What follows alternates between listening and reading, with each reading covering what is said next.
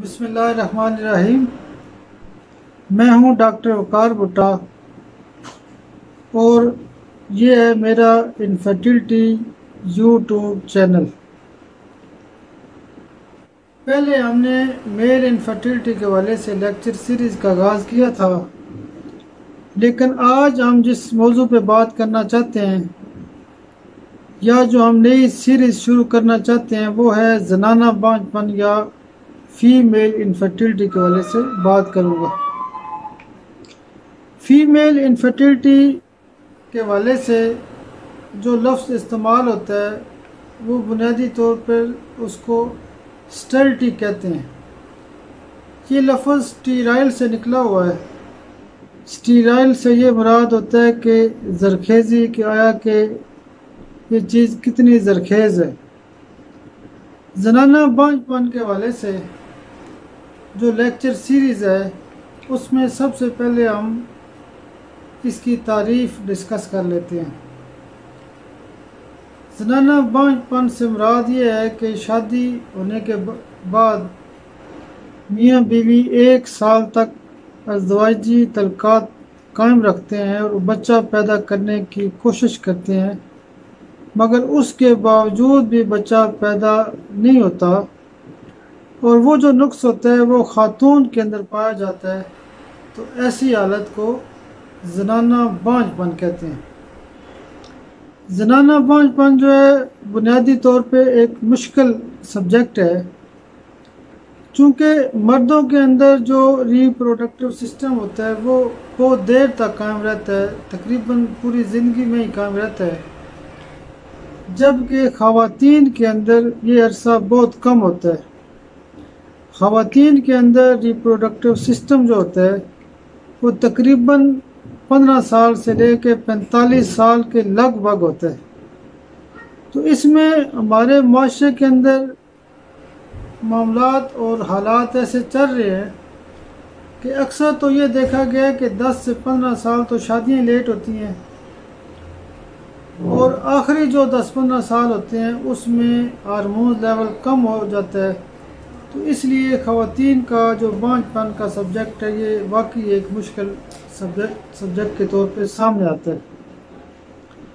इसकी बुनियादी तौर पे 4 अक़साम होती है। सबसे पहले जो किस्म होती है उसको प्राइमरी इनफर्टिलिटी कहते हैं। इसमें बच्चा शुरू से पैदा ही नहीं होता और ये एक मुश्किल किस्म होती है। ऐसे मसाइल को, इसकी वजूहात को और इसके इलाज को हम बाद में डिस्कस करेंगे।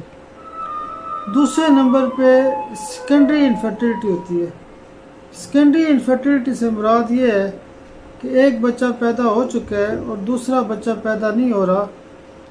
तो इसमें भी अक्सर लोग कहते हैं कि नहीं जी हमारा एक बच्चा पैदा हो चुका है और दूसरा जो है ना हमारी तमाम रिपोर्टें ठीक होंगी। हालांकि ऐसा नहीं होता।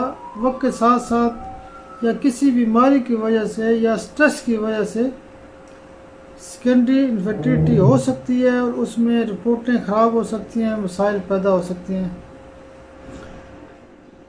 तीसरे नंबर पे जो इसकी किस्म है उसको कहते हैं एक्वायर्ड इनफर्टिलिटी। एक्वायर्ड से मुराद होता है हासिल करना, यानी जब भी कोई बंदा पैदा होता है, ख़ातून हो या मर्द हो, तो वो पैदाइश के बाद किसी बीमारी, इन्फेक्शन की वजह से या एसटीडी की वजह से या किसी भी वजह से अगर उसके अंदर इनफर्टिलिटी हो तो उसको हम एक्वायर्ड इनफर्टिलिटी कहते हैं। एक्वायर्ड इनफर्टिलिटी में आम तौर पर नोसोड्स का इस्तेमाल किया जाता है। चौथी और जो आखिरी किस्म है इनफर्टिलिटी यानी जनाना बांझपन के हवाले से वो है नॉन एक्वायर्ड। नॉन एक्वायर्ड में ये होता है कि जीन्स की खराबियों की वजह से, फैमिली हिस्ट्री में मुख्तलिफ बीमारियों की वजह से, यानी शुरू से जब बंदा पैदा होता है तो जीन्स के अंदर कोई ना कोई ख़राबी हो सकती है। तो ऐसे केसेस को नॉन एक्वायर्ड इनफर्टिलिटी कहते हैं। ऐसे केसेस में कार्सिनोसन का इस्तेमाल बहुत ज़्यादा होता है, एक्सरे का इस्तेमाल बहुत ज़्यादा होता है, तो मसाइल हल होना शुरू हो जाते हैं।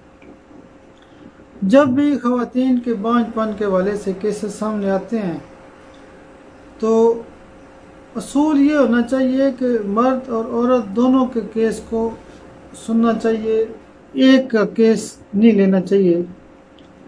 अगर मर्द की जरासीम की रिपोर्ट ठीक है तो उसके बाद खातून का जो केस होता है उस पर तवज्जो की ज़रूरत होती है। ख़वातीन के बांझपन के हवाले से जो 3 आम चीज़ें मैंने नोट की हैं वो मैं आपसे शेयर करना चाह रहा हूँ। सबसे पहला पॉइंट ये होता है कि उस खातून का वज़न कितना है, आया कि वो खातून मोटी तो नहीं है, वो बच्ची मोटी तो नहीं है। तो जो ख़वातीन स्मार्ट होती हैं, पतली होती हैं, उनमें उनका रिप्रोडक्टिव सिस्टम बहुत तेज़ होता है, उसमें यानी वो ज़्यादा से ज़्यादा बच्चे पैदा करने की सलाहियत रखती है। तो पतली जो औरतें होती हैं, स्मार्ट जो ख़वातीन होती हैं, उनमें आम तौर पर देखा गया है कि हार्मोन्स के मसाइल नहीं होते और वो ज़्यादा से ज़्यादा बच्चे पैदा करने की सलाहियत रखती हैं। जब खातून मोटी होती है तो उसके अंदर मसाइल पैदा हो सकते हैं। तो सबसे पहले ये भी नोट करें कि उसका वज़न कितना है। अगर वज़न ज़्यादा है तो उसका वज़न मेंटेन करें और साथ साथ होम्योपैथिक की जो दवाई है कैलकेरिया कार को भी जहन में रखें। और भी बहुत सारी दवाइयाँ हैं, इलामात के मुताबिक दी जा सकती हैं। दूसरे नंबर पे ये देखना होता है कि उस खातून का जो मेंसेस साइकिल कैसा है, मेंसेस आ रहे हैं नहीं आ रहे। मेंसेस साइकिल आमतौर पर 21 दिन से लेकर 35 दिन के दौरान तक हो सकता है, लेकिन अच्छा जो साइकिल होता है वो तकरीबन 28 दिन का होता है। हमने ये नहीं मालूम करना है कि मेंसेस उस खातून के ठीक हैं या नहीं। अगर मेंसेस ठीक हैं तो इसका मतलब है कि बाकी मामलात बेहतर हो सकते हैं, फिर बच्चे पैदा करने की सलाहियत ठीक है, उसके मुताबिक फोकस किया जा सकता है।